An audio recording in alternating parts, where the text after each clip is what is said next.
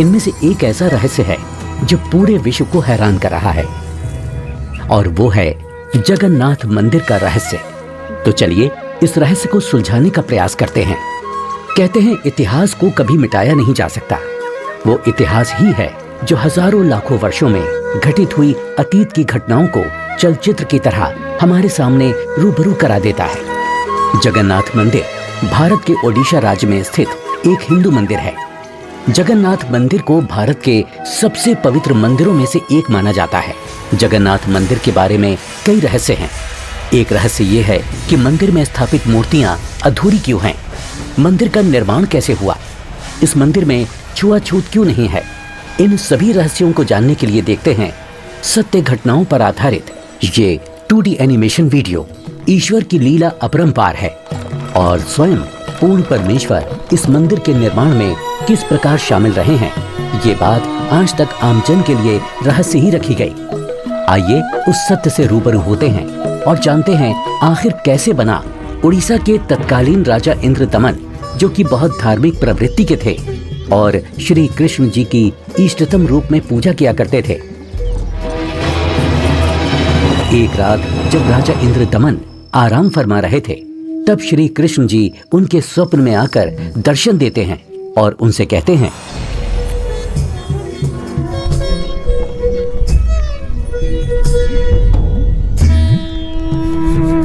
इंद्रदमन, हे प्रभु, आप? हे इंद्रदमन, मेरी मृत्यु के उपरांत जिस संदूक में मेरी अस्थियां विसर्जित की गई थी, वो काष्ठ का संदूक पानी में बहता हुआ तेरे राज्य में पुरी में समुद्र किनारे आ लगा है। मैं चाहता हूँ कि तुम मेरे आदेश से उस संदूक को उसी स्थान पर रखकर उसके ऊपर मंदिर यादगार रूप में बनवा दो, जिसका नाम जगन्नाथ होगा। और उस मंदिर में एक विप्र रख देना जो श्रद्धालुओं को पवित्र गीता के अनुसार ज्ञान प्रचार करेगा। याद रहे, इस मंदिर में ना तो कोई मूर्ति होनी चाहिए और ना ही कोई पाखंड। जैसा आपका आदेश महाराज। किंतु भगवान, कृपा करके मुझे वो स्थान दिखा दीजिए जहां मंदिर का निर्माण किया जाना है। ठीक है वत्स, मैं तुम्हें वहां ले चलता हूं।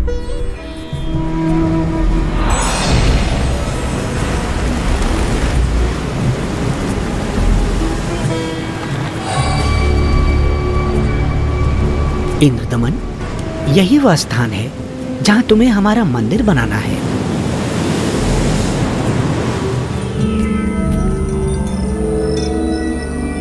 भोर होते ही राजा इंद्रदमन ये बात अपनी पत्नी को बताते हैं। फिर उसके बाद मेरी आंख खुल गई।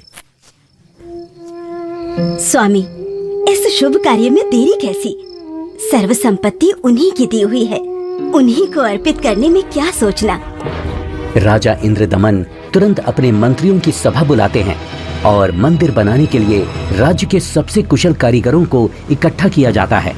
जिसके बाद सभी पुरी नामक स्थान पर पहुंच जाते हैं जहां वो संदूक तैर रहा था। उसे निकलवाकर जमीन खोदकर संदूक दबा देते हैं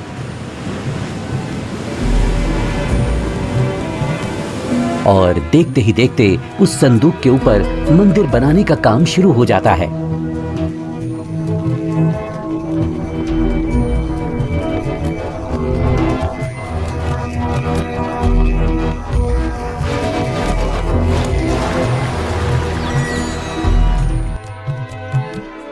महाराज की जय हो। प्रभु श्री कृष्ण जी की दया से मंदिर बनकर तैयार है महाराज। राजन, बहुत सुंदर मंदिर बनकर तैयार हुआ है। सब श्री कृष्ण जी की कृपा। पीछे हट जाओ, पीछे हट जाओ सभी चलो। समुद्री तूफान आ रहा है। समुद्री लहरें इतनी ऊपर उठकर हमारी तरफ आ रही हैं। लहरें बहुत तेज हैं। भागो, भागो, तूफान आ गया। राजन, ये लहरें तो बहुत ऊंची हैं। हमें अतिशीघ्र यहाँ से निकलना होगा।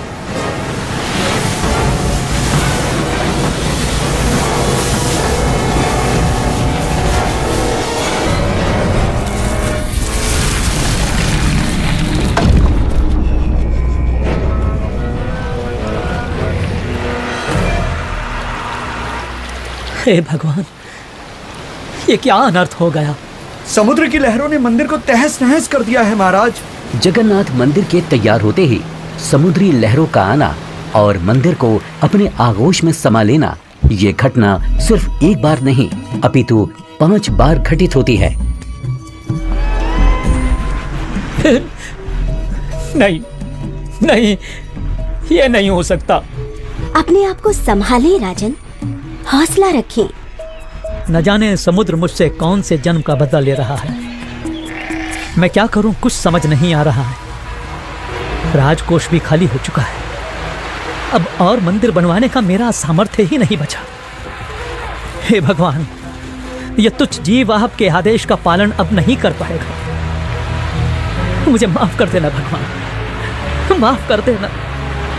राजा के 100 यत्न करने के बावजूद मंदिर नहीं बन रहा था। तब काल ब्रह्म से हुए वचन के मुताबिक सर्व सृष्टि के रचनाहार, सभी आत्माओं के जनक, दुखहर्ता कबीर प्रभु अपने निज धाम सतलोक से आकर वहां प्रकट होते हैं और एक संत रूप में राजा के दरबार में पहुंच जाते हैं।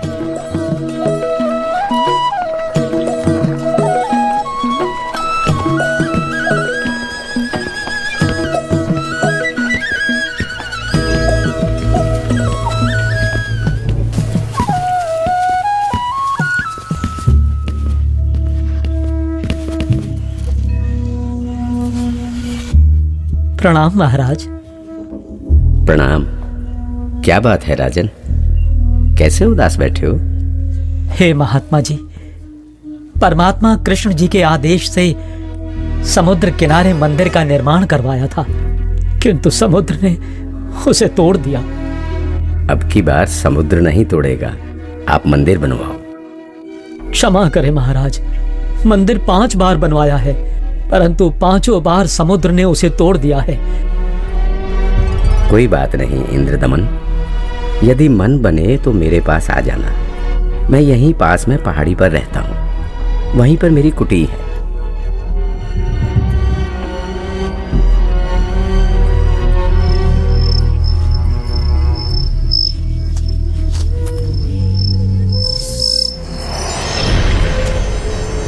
इंद्रदमन, एक बार फिर मंदिर बनवा दे। जो तेरे पास संत जी आए थे तो उन्हीं से सहायता की याचना कर ले। वो कोई मामूली संत नहीं है इंद्रदमन, उनकी भक्ति शक्ति का कोई पार पार नहीं है।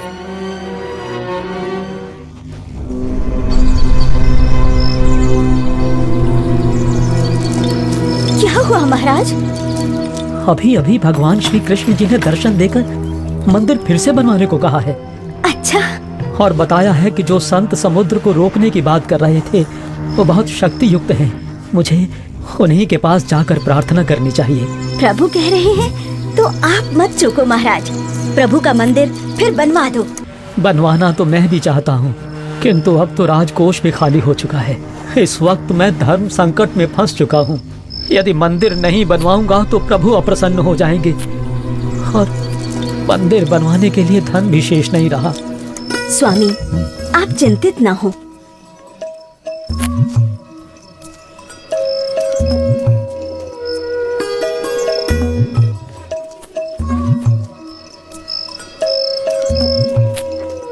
मेरे पास आभूषणों की कोई कमी नहीं है। किंतु रानी, आपके आभूषण।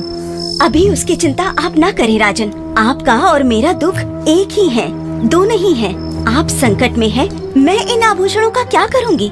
आप बस भगवान के आदेश के अनुसार मंदिर निर्माण का कार्य पुनः प्रारंभ करवाएं। स्वामी, ये आभूषण भी भगवान के ही दिए हुए हैं और भगवान के आदेश का पालन करने में इनका सहयोग लेना मैं अपना सौभाग्य समझूंगी।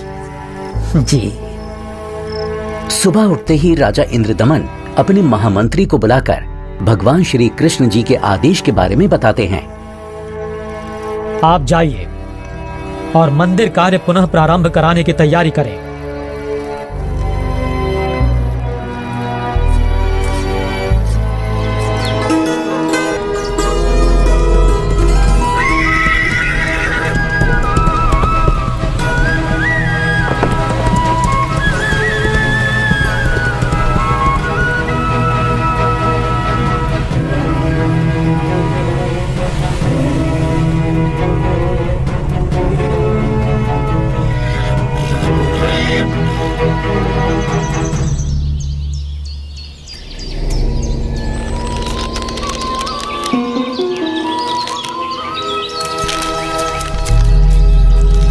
प्रणाम ऋषि जी। कहो इंद्रदमन, कैसे आना हुआ? हे महात्मा, मुझे माफ कर दो। मैंने आप पर विश्वास नहीं किया। स्वप्न में भगवान श्री कृष्ण जी ने बताया है कि आप समर्थ ऋषि हैं। मुझ दीन पर कृपा करो। राजन, जिस ओर से समुद्र हर बार आकर मंदिर को बहा ले जाता है, आप उस ओर एक छोटा सा चबूतरा बनवा दें, जिस पर बैठकर मैं परमात्मा की भक्ति करूंगा। जो आज्ञा महाराज। कुछ समय बाद मंदिर का निर्माण कार्य तकरीबन पूरा हो चुका था। एक दिन राजा स्वयं खड़े होकर निर्माण कार्य देख रहे होते हैं। तभी वहां गोरखनाथ जी आ जाते हैं। प्रणाम स्वीकार करें महात्मन। इंद्रदमन, आप भगवान का इतना सुंदर मंदिर बनवा रहे हैं, किंतु सुना है कि इस मंदिर में कोई मूर्ति नहीं लगा रहे, ऐसा क्यों? मुनिवर क्षमा करें, भगवान श्री कृष्ण ने स्वयं स्वप्न में आकर मुझे मूर्ति लगाने से मना किया है। राजन, सपना तो सपना ही होता है। आपको हमारे आदेश का पालन करना होगा। मंदिर में भगवान कृष्ण की मूर्ति की स्थापना की जाए। हे महात्मन, जैसा आपका आदेश। हाँ, और याद रहे, मूर्ति चंदन की लकड़ी से बनाई जाए। राजा ने अपने मंत्रियों को बुलाया और विचार विमर्श करने के बाद अन्य संतों से कहा कि राजन, अकेले भगवान का मन कैसे लगेगा? मंदिर में भगवान श्री कृष्ण जी के साथ साथ बलराम और सुभद्रा की मूर्ति भी स्थापित की जाए। राजा ने मूर्ति बनाने के लिए एक कुशल कारीगर ढूंढने की बात कही। मंत्रियों ने 3 कुशल कारीगरों को बुलाकर मूर्तियां बनवाना शुरू कर दिया। अब एक तरफ मंदिर तो दूसरी तरफ मूर्तियां बनाने का काम चल रहा होता है, किंतु कुछ समय बाद पता चलता है कि जिस तरह मंदिर बार बार टूट रहा था, अब इस प्रकार मूर्तियों के भी अपने आप टुकड़े टुकड़े होने लगते हैं। और ऐसा 3 बार होता है, जिसे देख राजा इंद्रदमन बहुत चिंतित हो जाते हैं। किंतु भगवान से भक्त का दुख देखा नहीं जाता। इसलिए एक दिन जब राजा अपने दरबार में बैठे होते हैं और पूरा दरबार बिल्कुल शांत होता है, सबके सब इसी चिंता में होते हैं कि करें तो क्या करें। तभी वहां पूर्ण परमात्मा कबीर देव एक वृद्ध कारीगर यानी शिल्पकार का रूप धारण करके प्रकट हो जाते हैं।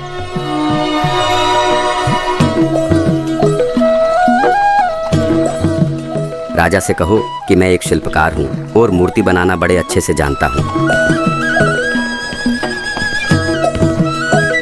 महाराज की जय हो। महाराज, बाहर एक वृद्ध व्यक्ति आया है और अपने आप को मूर्तिकार बता रहा है। आपसे मिलना चाहता है महाराज। अवश्य, उनको अवश्य आने दिया जाए। जो आदेश महाराज।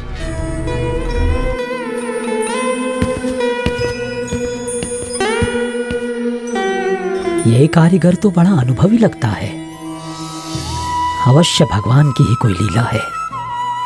हे राजन, मैंने सुना है कि प्रभु के मंदिर के लिए मूर्तियां पूर्ण रूप से बन नहीं पा रही हैं। जी, आपने बिल्कुल सही सुना है। मैं 80 वर्ष का वृद्ध हो चुका हूँ और मुझे 60 वर्ष का अनुभव है राजन। चंदन की लकड़ी की मूर्ति प्रत्येक कारीगर नहीं बना सकता।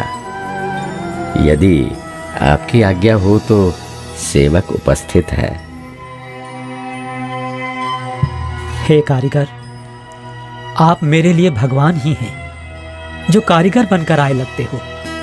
कृपया आप शीघ्र, अति शीघ्र ही मूर्तियां बना दो।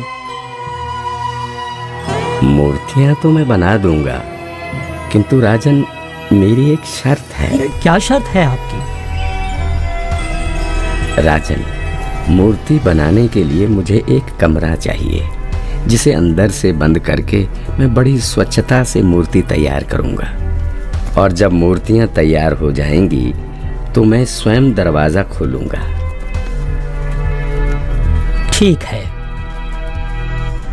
एक बात और राजन, यदि किसी ने मेरे बाहर आने से पहले दरवाजे को खोलने का प्रयास किया तो मूर्तियां फिर पूरी बन नहीं पाएंगी। वो जितनी बनी होंगी उसी हालत में आपको मिलेंगी और फिर उन्हें पूर्ण कर पाना संभव नहीं होगा राजन। जैसी आपकी इच्छा। मंत्री जी, मूर्तियां बनाने के लिए सब बंदोबस्त किया जाए।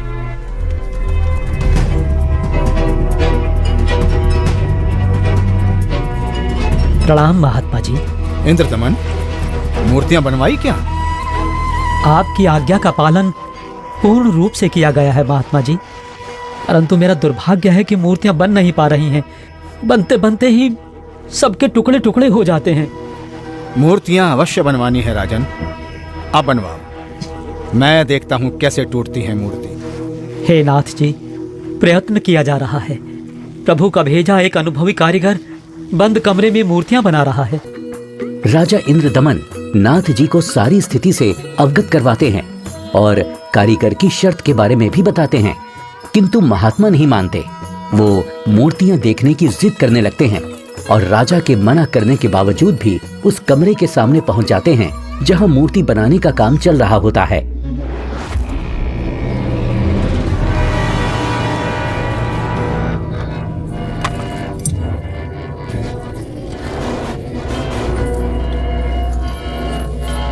कारीगर, दरवाजा खोलो। दरवाजा खोलो कारीगर।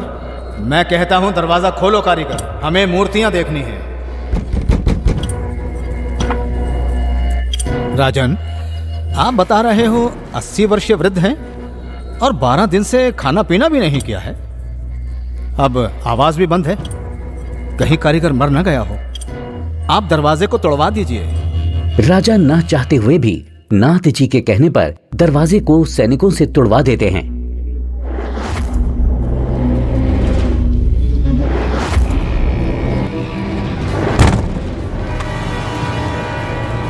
दरवाजा खुलने पर अंदर कोई कारीगर नहीं मिलता।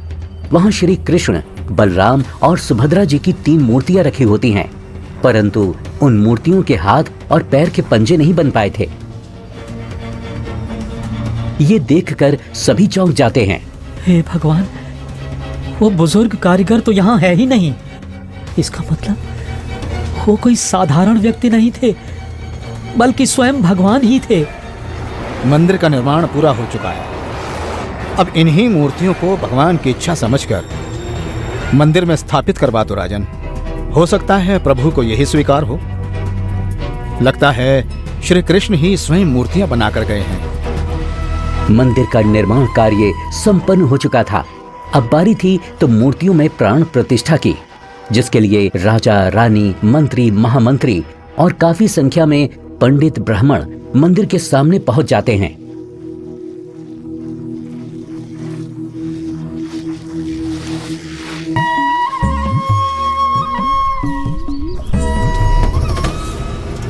रे दुर्बुद्धि शूद्र, अपवित्र! देखता नहीं मंदिर का द्वार अपवित्र कर दिया तूने।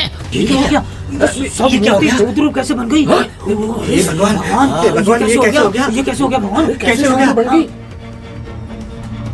प्रभु क्षुब्ध हो गई हैं क्योंकि मुख्य द्वार को उस शूद्र ने अशुद्ध कर दिया है, इसलिए सब मूर्तियों ने शूद्र रूप धारण कर लिया। बहुत बड़ा अनिष्ट हो गया राजन। कुछ समय उपरांत देखते ही देखते मूर्तियां अपने वास्तविक रूप में आ जाती हैं, जिसके बाद पंडित कई बार गंगा जल छिड़ककर मूर्तियों को शुद्ध करने का उपक्रम करते हैं। मूर्ति स्थापना के कुछ दिन बाद अचानक समुद्री तूफान आ जाता है और समुद्री लहरें लगभग 40 फीट ऊंची उठकर बहुत तेज वेग में मंदिर की ओर चल पड़ती हैं। सभी आपस में बातें करने लगते हैं। लगता है अब की बार भी समुद्र मंदिर को नष्ट कर देगा। अरे ये क्या, संत जी अभी भी वहीं पर बैठे हैं? अरे कोई उठाओ उनको वहाँ से। सभी चिल्लाते हैं, हट जाओ वहाँ से, पीछे हट जाओ, समुद्री तूफान आ रहा है। हट जाओ वहाँ से पीछे आ जाओ महात्मा जी, पीछे आ जाओ। अरे ये क्या हो गया? महात्मा जी ने पानी को वहीं पर रोक दिया है राजन। लगता है अब की बार मंदिर बच जाएगा। महात्मा अवश्य ही कोई परम शक्ति युक्त है।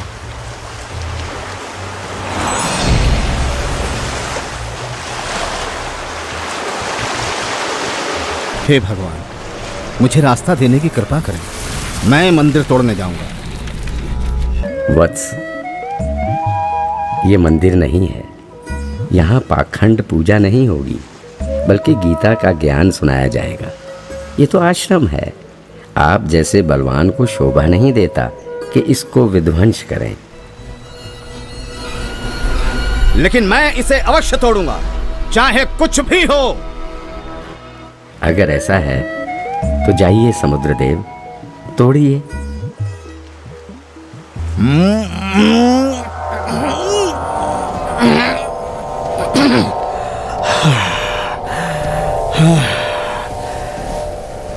मैं आपकी शक्ति के आगे विवश हूं स्वामी। आपकी शक्ति अपार है।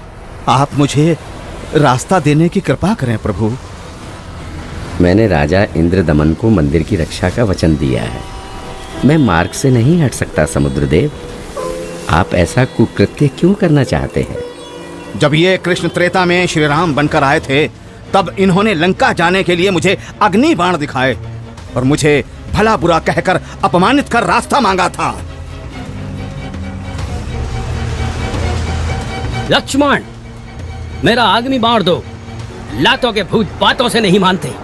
मैं ये मंदिर तोड़कर उसका प्रतिशोध लेना चाहता हूँ। समुद्रदेव, प्रतिशोध तो आप पहले ही ले चुके हो। आपने तो समस्त द्वारिका पहले ही डुबो दी है। जी नहीं, अभी वो पूर्ण रूप से नहीं डूबी। कोई प्रबल शक्ति युक्त संत आने के कारण मेरा वो कार्य भी अधूरा रह गया और वो आधी ही डूब सकी, क्योंकि मुझे वहां पर किसी ने मानो बांध दिया है। वत्स, वहां भी मैं ही पहुंचा था और मैंने ही वो अवशेष बचाया था। अब जा, शेष बची द्वारका को भी डुबो ले, परंतु उस यादगार को छोड़ देना जहां श्री कृष्ण के शरीर का अंतिम संस्कार किया गया था। अन्यथा आने वाले समय में ये भ्रम पैदा होगा कि श्री कृष्ण की मृत्यु ही नहीं हुई। समुद्र, ध्यान देकर सुन। यदि फिर इधर मंदिर तोड़ने आया तो बात ठीक नहीं रहेगी। कबीर परमेश्वर के आदेश से समुद्र लगभग 1.5 किलोमीटर पीछे हट जाता है, जिसे देखकर वहां खड़े राजा, मंत्री, सैनिक और जनता सभी खुशी मनाने लगते हैं और जय जयकार करने लगते हैं संत रूप में आए कबीर परमेश्वर की। महात्मा की जय, महात्मा की जय हो, जय हो, जय हो, जय हो, जय हो।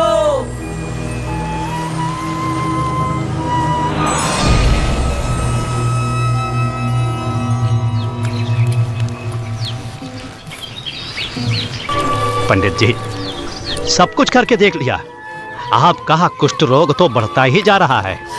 भगवान, परमेश्वर, ये क्या हो गया? हे प्रभु, कष्ट हरो महाराज, क्षमा करो महाराज। पता नहीं मुझे किस पाप का प्रायश्चित करना पड़ रहा है। गलती क्षमा करो प्रभु, गलती क्षमा करो।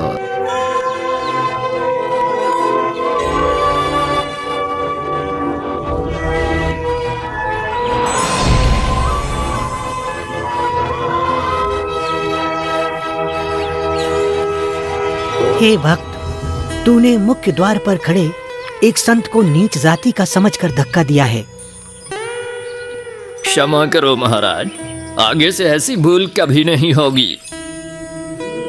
आपका कष्ट निवारण मैं नहीं कर सकता। ये तो उन्हीं के पास जाकर क्षमा मांगने से और उनके पैर धोकर उस चरणामृत के पान से ही होगा। वो कोई साधारण संत नहीं थे, अपितु कोई परम शक्ति ही शूद्र रूप धारण करके वहां परीक्षा लेने के लिए पहुंची थी। यदि वो आपको हृदय से क्षमा कर देंगे तो ही आपका कष्ट निवारण संभव है, अन्यथा नहीं।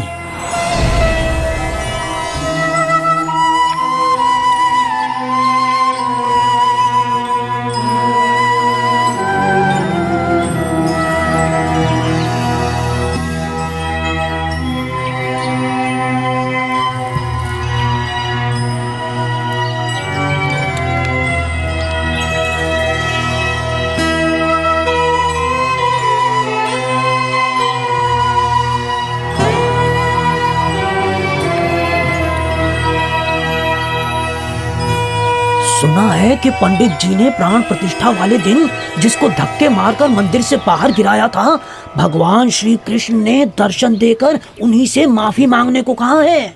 अच्छा, हाँ, मुनि की खोज सभी कर रहे हैं ताकि पंडित जी का कोढ़ का रोग ठीक हो सके। आसपास के पूरे क्षेत्र में घूमने के बाद भी जब परमेश्वर का वो शुद्र रूप कहीं दिखाई नहीं दिया, तब वापस मंदिर जाते समय पंडित जी मन ही मन भगवान से प्रार्थना करते हैं, प्रभु प्रभु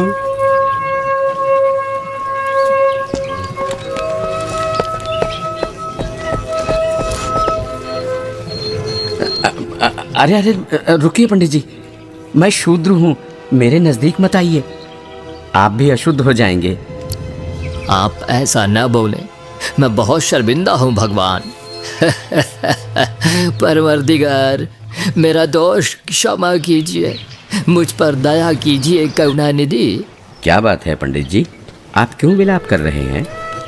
महाराज, उस दिन मुझसे बहुत बड़ी भूल हो गई, मुझे क्षमा कर दीजिए प्रभु। ये नीच प्राणी प्रायश्चित करना चाहता है, अपने चरणों का जल देने की कृपा करें जिससे मेरा कोढ़ ठीक हो सके प्रभु।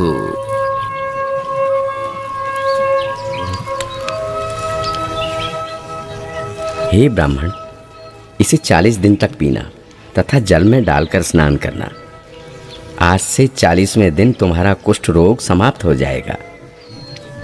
अब से भविष्य में इस जगन्नाथ मंदिर में किसी ने भी छुआछूत की तो उसकी भी यही दशा होगी, दंड का भागी होगा।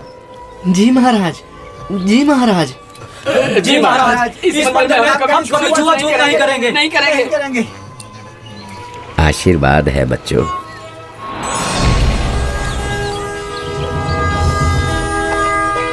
कहते हैं जगत का पेख ना पेख्या, धनी का नाम ना लेखिया। कोई कहता है कि मंदिर श्री कृष्ण जी ने बनवाया, तो कोई कहता है कि जगन्नाथ भगवान ने बनाया, लेकिन जो करने वाला था उसका कहीं नाम नहीं। खैर, वो परमात्मा अपने आप में ही पूर्ण है, वो किसी महिमा का मोहताज नहीं। तो आपने देखा कि किस प्रकार परमेश्वर कबीर देव जी ने संत रूप में प्रकट होकर समुद्र को रोककर जगन्नाथ मंदिर की स्थापना करवाई, कारीगर रूप में अवतरित होकर मूर्तियां बनाई और